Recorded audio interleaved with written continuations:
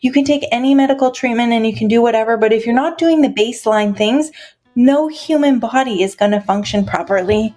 We need quality sleep. All of the sleep before midnight is so much more impactful on the body. 83% of Americans identify as not very happy, which can hold you back and negatively affect your relationships and your business. On this podcast, we discuss the proven steps to happiness so you can restore balance and rekindle your joy. Welcome to the How to Be Happier for Entrepreneurs podcast. Welcome, everyone. Courtney's on the show today, and we're going to go over some amazing things that have to do with diet and illness and happiness. Courtney, welcome to the show. Thank you, Brad. Thanks for having me. So I've known you for a while, and I know that your mental health has been severely affected over the years by diet-related illnesses. Can you talk about how that has kind of your life journey and how you've gotten to where you are now, so happy and bright and shining? Yeah, I would love to share that with you. Let's see. Let me just start by saying I'm now a functional nutritionist and I work with these issues. So now I've come full circle. I'm going to tell you the beginning of my journey. For most of my life, I dealt with pretty severe mental illness. I went through tons of therapy. I went through treatment centers. I had multiple different psychiatrists. I say 6 psychiatrists, but I bet it was more than that. I was diagnosed with depression first, and then major depressive disorder. I was diagnosed with anxiety. I took a test and failed and was diagnosed with ADHD.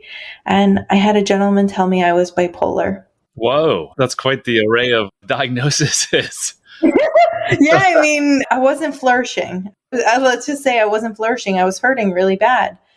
I went through multiple suicidal periods of my life, just insane erratic behavior, panic attacks, feeling a loss of control of myself, and it was really scary. And so when you feel that out of control or sad, you don't know what to do, so you go to the doctor. And what they told me is that my brain didn't release the right neurochemicals and that I needed to be on this prescription drug for the rest of my life. And I was like, I don't want to be on drugs. And they said, you're going to need this for the rest of your life.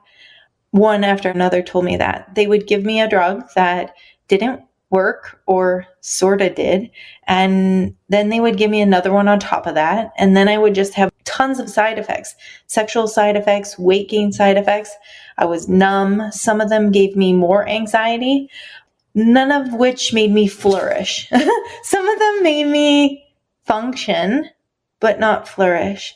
And I guess I just felt really lost. And I thought life was going to be this long journey. I'm now grateful I got sick with chronic illness. And because I got sick with chronic illness, I got into functional nutrition and started seeking natural functional medicine practitioners to help me reverse the chronic illness that I had. What I was unaware of is that when my body came back into balance, all the mental conditions went away, which is the biggest gift in the entire world. So now what I want to tell anybody who's on this call is I was diagnosed with depression. So I had a label like I'm a person who's depressed. I am whatever. And what I need you to know is depression, anxiety, OCD, bipolar, even schizophrenia. Yeah, even schizophrenia. I was going to say that. Even schizophrenia is a symptom of the body. I need you to hear this. It's much like a headache or a pimple. It is a symptom of mitochondrial dysfunction, metabolic dysfunction, when there's inflammation in the brain. So they were right. My brain was not releasing the right neurochemicals. But it's not just because I was some human that my brain didn't work well. It was because my body was in dysbiosis and an insane amount of inflammation was on my body. And so my brain couldn't work right. And once I brought my body back into balance, I don't have one of those conditions. I don't have one of those conditions. So Courtney, I've got to stop. There's like a bunch of stuff you've said such great stuff. I want to hit in some of these points. Yeah. So I met you obviously after you had dealt with all of this. So to think back, like you're telling me all this and I'm like, gosh, I can't believe she was that person. She was that person who was suicidal. You didn't speak about it. And I hope it's okay to share that you also had addictions, right? You had alcoholism. Yeah. So first of all, it's amazing how far you've come, and you're going to tell us, I know in a couple of minutes, how you made this transition. And it wasn't from doctors giving you a bunch of drugs. But I also want to ask your opinion on something, because one of my mentors, Gabor Mate, talks about how some institutions will say that addiction kills people, right? And he's like just the opposite. He's like, addictions keep people alive because otherwise they might have taken their life. Do you feel to some degree, and I know we're getting off a little bit of tangent, but I think this is really interesting.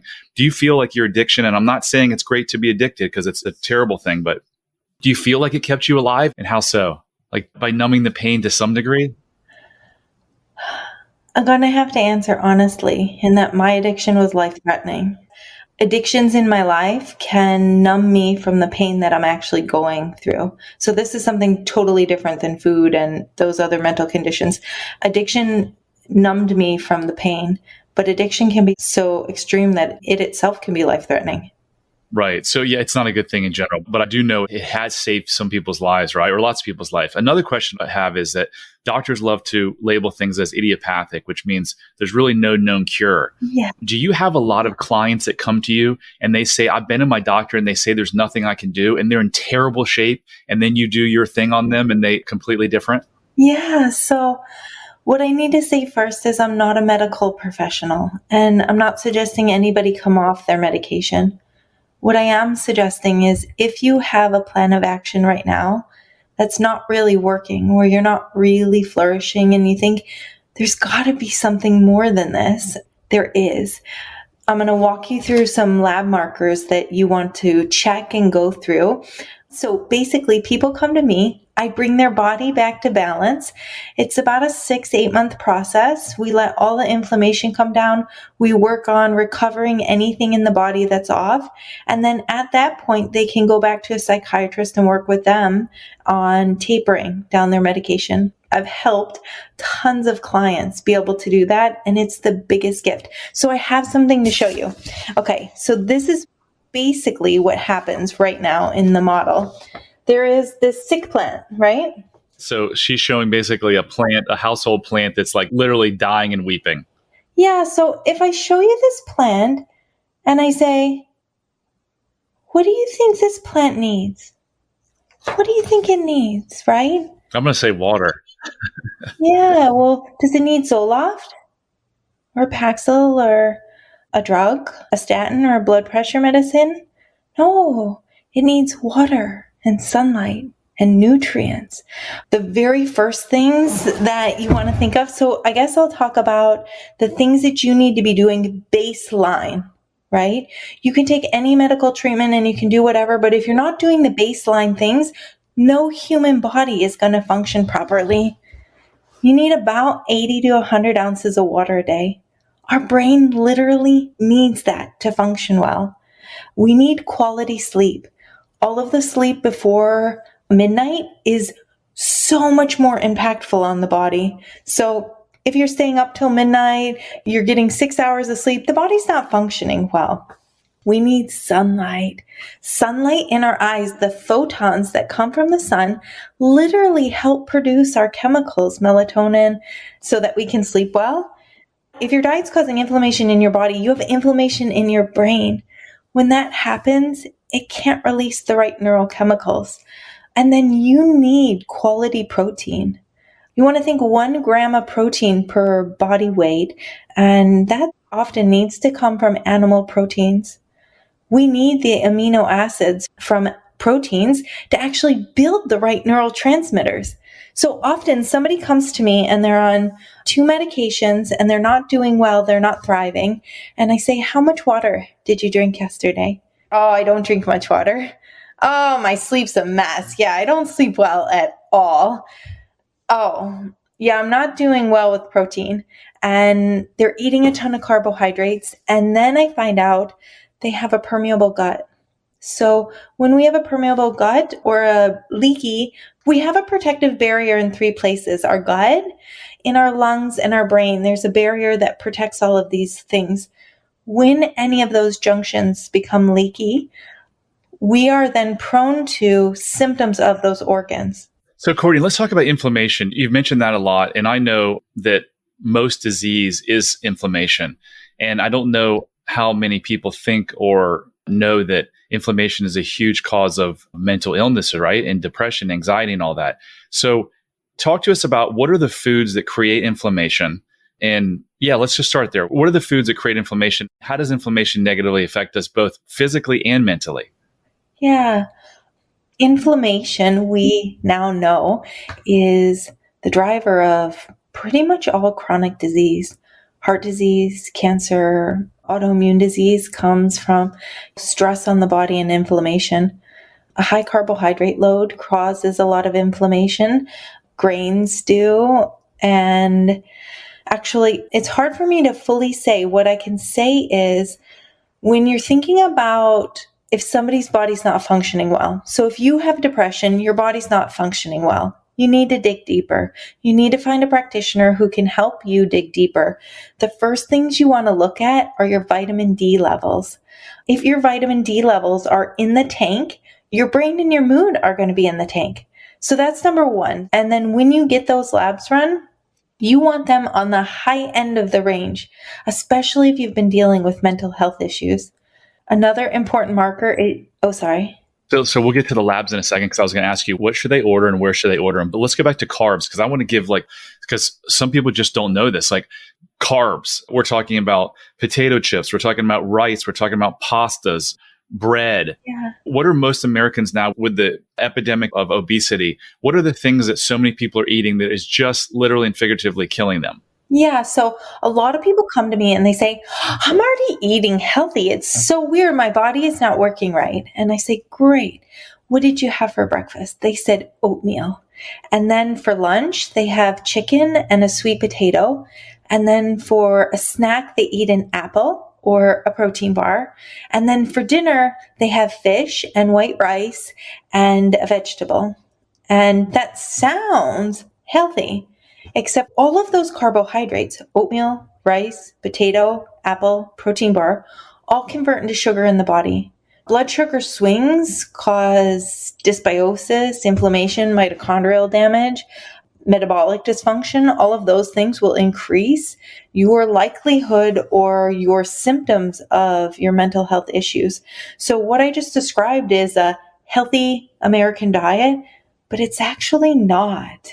Humans shouldn't be having that much carbohydrate or sugar coming in at all in their body. So you want to be thinking of lowish carbohydrate. If you're putting into remission mental health stuff, you want to be on moderate protein, high fat. Now, that doesn't mean everybody, but that's a huge portion. There's an amazing psychiatrist right now, just came out with a book. His name is Chris Palmer, and he has been helping reverse schizophrenia, all kinds of mental disorders. And depending on where you are in the spectrum, if you are very far, you are going to need a deeper level of ketosis. If you just have mild depression, getting basic inflammation and pulling some of the carbohydrates, running labs, making sure you have somebody helping you with an optimal diet, you can kick it out.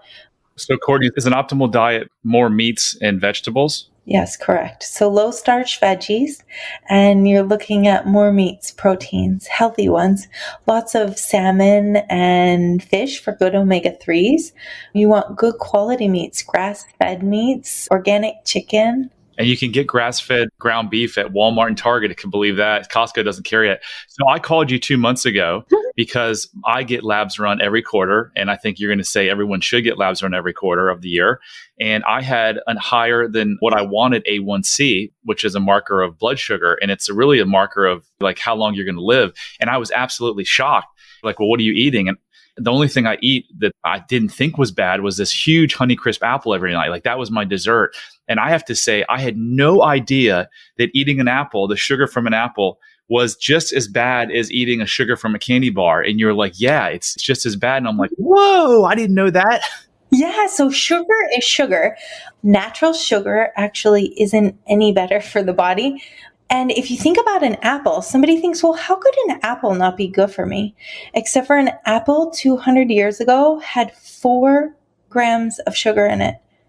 Those big Honeycrisp apples that you were eating, like medium big size ones, have like 20, 24 grams of sugar. That's like 6 apples Oh my gosh. from 200 years ago. So we're not playing, it's literally not apples to apples. It's a totally different product. And a Honeycrisp, they've crossbred these new breeds. And each time they come out with a new one, they're sweeter and sweeter. So they have more sugar in them. Whoa. So, all right, let's move on to labs. Yeah. What labs should people order? How often and where should they get them? Yeah. So a lot of your labs, you're either going to need to go to your medical doctor for, or you can get a functional nutrition practitioner like myself who can order the labs for you. The first one I had talked about was your vitamin D levels, period, baseline. If your vitamin D is in the tank, it's going to seriously affect your mood. The next one is your blood sugar, because blood sugar dysregulation affects metabolic issues. When you have metabolic dysfunction, you will often have brain-related symptoms of depression, anxiety, whatever. And so your A1C, you want to get tested, and you'd like that between 5.4, 4.8, and 5.4 optimally. And then you want to test your fasting glucose. We'd like that under 90. Something else that's really important is if you've had lifelong anxiety, you say, I've had this since I was a babe. So did I. I also have histamine and methylation issues. So when my histamine spikes, I literally kick into this serious overdrive of anxiety. Until I learned how to handle the histamine issues, yeah, my mental health was quite complex. The next thing is if your hormones are a whack, your mood will be all over the place. And so although a pill can sort of help, if you still have hormones that are going on that aren't functioning well, you're not fixing the problem. You're not giving the plant water, right? You're not fixing its hormones. The next one is if you have leaky gut. You need somebody to help you find out if you have a permeable gut and or do a gut healing protocol. And the next one is if you have heavy metals. If you have a high dose of heavy metals somewhere in the body, you will most likely be exhibiting some form of mental health symptom. I do want to make a caveat that in extreme cases, and when you're with a medical professional, sometimes medication is appropriate and a doctor will always find that for you. But if you're on them and it's not an acute situation, it's always advantageous to start digging around in your health to find out what else is going on. And maybe, just maybe, can my body thrive without these? Because there's a high likelihood it can. So, Courtney, where can they get a list of these labs? Can they reach out to you on Instagram? Yes, you can reach out to me on Instagram and I can walk you through all the labs. The last lab that I have run for everybody is an omega-3/6 fatty acid ratio. When your omega-3/6 fatty acids are off, you have systemic inflammation. When there's systemic inflammation, your brain's not releasing the right neurochemicals. So for me, I had a combination of all of these things going on. I had serious blood sugar dysregulation. My gut was leaky. My hormones were off. My vitamin D was in the tank. And this is what I need you to hear. If you're listening to this and you're like, oh yeah, that's cool. That worked for her, but I've had this my whole life. It won't work. Literally, I was working on healing other chronic issues and they told me that my mental health symptoms would go away. And I thought, no way, you don't understand. I've had this my whole life. It's just what I have. Except for it went away. And there's no way when the body's not in balance that it's going to function at a better level. There's 100% possibility that if your body is imbalanced somewhere and we bring it back into balance, you're going to have better function of your brain, period. So, Courtney, you told me about a year ago to get the omega-6/3 ratio test done. And I was thinking, wow, I eat really great. It's going to be amazing. My ratio is going to be perfect. And it wasn't. The omega-6 was out of whack. And after talking with you, if you eat out, I don't eat out a ton. I eat out a couple times a week. If you eat out, every single oil is omega-6. They're not grilling with olive oil, which is not omega-6. And like she said, if you have too much omega-6, you could be experiencing inflammation, which can mess up mental and bodily function. So yeah, what I did is I stopped eating the French fries and I started to increase the omega-3 through certain fish oils that you recommended, krill oil and another type of fish oil. Yeah. Another reason why omega-6s are so off balanced is they changed what they fed our cattle. So they started feeding our cattle grain, and that's basically like feeding them sugar all day. And so conventional red meat is full of omega-6 fatty acids. grass-fed meat, 100% grass-finished. And when you look for it, you want 100% grass-fed or 100% grass-finished. The grass brings omega-3s into the red meat. So then there's a balance of omega-6 and omega-3 fatty acids in it. And really the biggest thing is do not guess. Even if you're kind of blue today, you don't have to be. Somebody can help you dig around and find out what's going on in your body so that your body can thrive. I see it over and over and over again. And then the other part that I want to say is I work a lot with Brad, and he helps people go to the root cause of what is going on with trauma. And when the body is in such dysbiosis, it's all a real complex mess. Both things literally need to happen for thriving, happy lives. So he did it with me too. He did a hypnosis session, and I'm listening to the recording over and over and over, rewiring my subconscious, because even at a healthy state, I still had this wound inside of me that needed healed. And so when you do both what Brad has and you heal the deep wound inside, and then you work on bringing your body back into balance, you have this cohesive, happy person. Here's the truth. I went to a networking event last night, and I was talking to this guy. You have to like go around the room and meet somebody. And I said, hi. And he said, you're happy. And he said it like it's like weird. And I said, I am. I said, I live in a wonderful world. And he was looking at me, and I said, I created this. So between healing deep wounds inside of me, bringing my body into balance, and then other things I do with my work with neuroplasticity, you can have a radiant life. If I can go from hurting so bad to being like this, I used to self-harm, like literally harm my body. I was so trapped in this body that didn't function well. I just thought because I had experienced a lot of small T trauma in my childhood that I was just stuck like that. And you don't have to be stuck. I don't want to go into my story because it's like, yeah, it's so dark. But if I can get through that and my body can flourish with tools like Brad has and with bringing my body back into balance, anybody can.